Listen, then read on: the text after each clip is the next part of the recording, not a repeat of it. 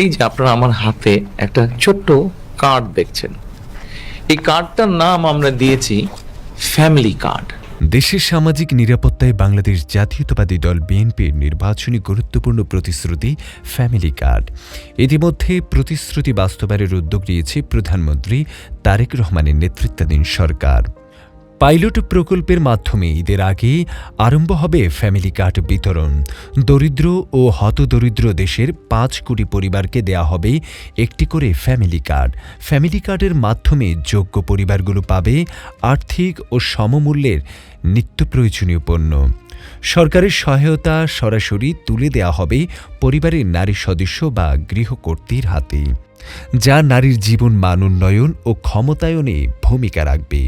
এই কার্ড মূলত একটি ডাটাবেজ পরিচয়পত্র, যা কোনো ব্যক্তির নয় বরং পরিবারকে কেন্দ্র করে সামাজিক নিরাপত্তা কাঠামো ব্যবস্থা। ফ্যামিলি কার্ডের বিষয়টি তদারকি করবে স্থানীয় সরকার ও প্রশাসন। সমাজ কল্যাণ মন্ত্রণালয়ের তথ্য বলছে এই কার্ডটির আর্থিক সহায়তার পরিমাণ হবে বিদ্যমান অন্যান্য সামাজিক নিরাপত্তা ভাতার চেয়েও বেশি। এখন যে প্রচলিত বিভিন্ন ভাতা আছে সেই সমস্ত সকল ভাতার চেয়ে ইনশাল্লাহ এই ভাতার পরিমাণ দ্বিগুণেরও বেশি হবে এবং প্রাথমিকভাবে আর্থিকভাবেই সহায়তা করা হবে। আগামী ৩ থেকে ৬ মাসের মধ্যে দেশের যোগ্য পরিবারগুলোর অর্ধেকের বেশি সংখ্যককে এই কর্মসূচির আওতায় আনবে সরকার।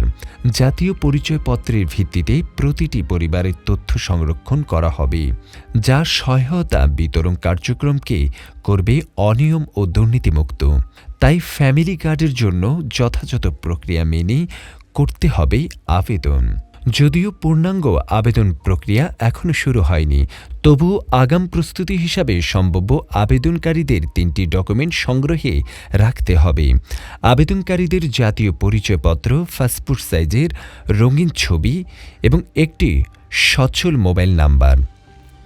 পাইলট প্রকল্পের কার্যক্রম শেষে জনপ্রতিনিধি ও স্থানীয় প্রশাসনের মাধ্যমে তৈরি করা হবে উপকারভোগীদের তালিকা। এই ক্ষেত্রে ইউনিয়ন পরিষদ, পৌরসভা কিংবা ওয়ার্ড কাউন্সিলর কার্যালয় থেকে সরাসরি আবেদন করা যাবে, যা পর্যায়ক্রমে সম্প্রসারণ করা হবে সারা দেশে। এর পাশাপাশি একটি যোগ্য পরিবার যাতে ঘরে বসে আবেদন করতে পারে সেই লক্ষ্যে একটি অনলাইন পোর্টাল চালুর ও প্রস্তুতির কাজ এগিয়ে চলছে।